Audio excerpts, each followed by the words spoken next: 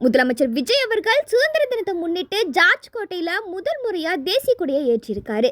இந்த நிகழ்ச்சியில விஜய் அவர்களுடைய குடும்பத்தினர் மற்றும் உறவினர்கள் பலருமே கலந்துக்கிட்டாங்க. அந்த டைம்ல நடந்த ஒரு சில சம்பவங்கள் இப்ப சமூக வலைத்தளங்கள்ல பேசு பொருளாவே மாறி இருக்கு. அதாவது யாரும் எதிர்பாராத ஒரு விதமா நடிகை த்ரிஷா மற்றும் அவங்களோட அம்மாவான உமா 2 பேருமே இந்த நிகழ்ச்சிக்கு என்ட்ரி கொடுத்திருக்காங்க. இதை பார்த்த பலருமே அதிர்ச்சிக்குள்ளாகி இருக்காங்க.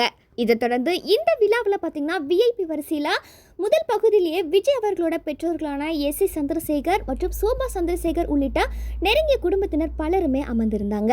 அப்போ யாருமே எதிர்பார்க்காத ஒரு விதமா நடிகை த்ரிஷா மற்றும் அவங்களுடைய தாயாரான உமா 2 பேருமே திடீர்னு அந்த இடத்துக்கு வருகை தந்திருந்தாங்க.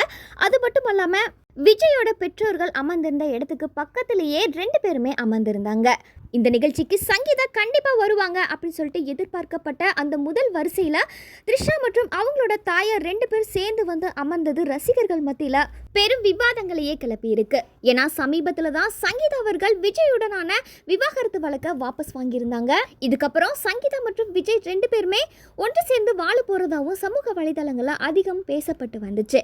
இப்படி இருக்கிற சூழல்ல கண்டிப்பா சங்கீதா மற்றும் அவங்களுடைய பிள்ளைகள் சொல்லிட்டு பலருமே இந்த விழாவில் கலந்துக்குவாங்க அப்படின்னு சொல்லிட்டு ரசிகர்கள் பெரிதும் எதிர்பார்த்து காத்திருந்தாங்க. ஆனா த்ரிஷாவோட என்ட்ரி ரசிகர்களுக்கு பெரும் ஏமாற்றத்தையே கொடுத்திருக்கு.